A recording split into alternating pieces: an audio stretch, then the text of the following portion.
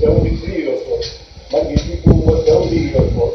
અને બીજાના એકલા જ GC આટલી તકલીફ છે અને છેલ્લા 2 મહિનાથી એટલી બધો કકળાટ છે કે વાત ન પૂછો. અમારે ક્યાં જવું ક્યાં નહીં, જાતની વાતો, જાતની તમારા આ તમારો ડર છે. બીજું કે હજી સુધી અમને મ્યુનિસિપલ કોર્પોરેશને કોઈ પણ જાતનું લખાણ અમને આવ્યું નથી, કોઈ નોટિસ અમને આપવામાં આવી નથી કે ભાઈ તમારે ખાલી કરવાનું છે.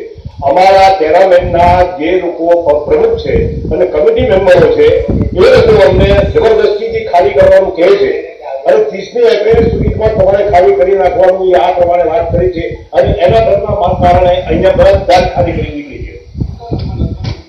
લગભગ 80% ખરા, 80% અહીંથી નીકળી ગયા બધા.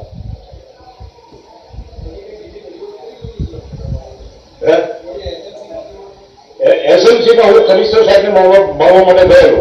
મારી પાસે એનો કેવો પણ છે આપણે ગેટ પાસ અને ઉપર ગયેલો એસએમસીમાં. કમિશનર સાહેબ મને મળ્યા નતા, ચોખ્ખી વાત કરી સાહેબ. અને કમિશનર સાહેબ નતા મળ્યા અને ત્યાં પોલીસ કોન્સ્ટેબલ બેઠેલા હતા તો પોલીસ કોન્સ્ટેબલે મને કીધું કે ભાઈ સાહેબ તમને 4 થી 6 માં મળે, અત્યારે ન મળે. મારું નામ લીલાબેન કિશોરભાઈ જાદવ. પહેલા 18 વર્ષથી રહીએ છીએ અમે. અત્યારે આઈફાન ટેનામેન્ટ બધા 4 રસ્તાથી અમે બોલીએ છીએ.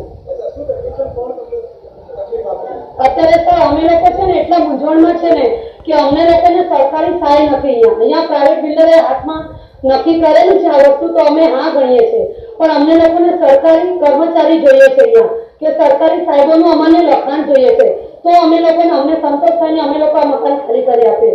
અને બીજી નંબર વાત કે આ લોકો અમને 5000 ભાડું આપે છે તો એ ભાડામાં અમારી આગળની બજેટ પણ નથી કે અમે 8 ને 10,000 ભાડું ભરીએ. તો અમને હજુ પણ અમને શું કહેવાય સહાય જોઈએ છે કે હજુ અમને 2-3 મહિના 4 મહિના કે 5 મહિના અમને બીજા ભારત માટે અમને છે ને એ લોકો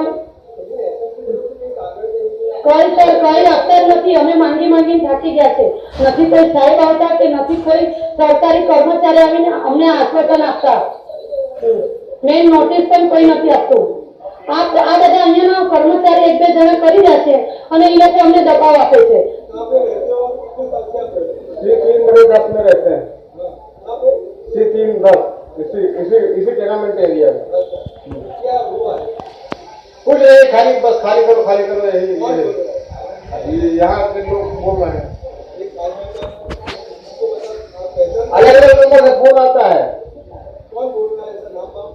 नाम कुछ नहीं है.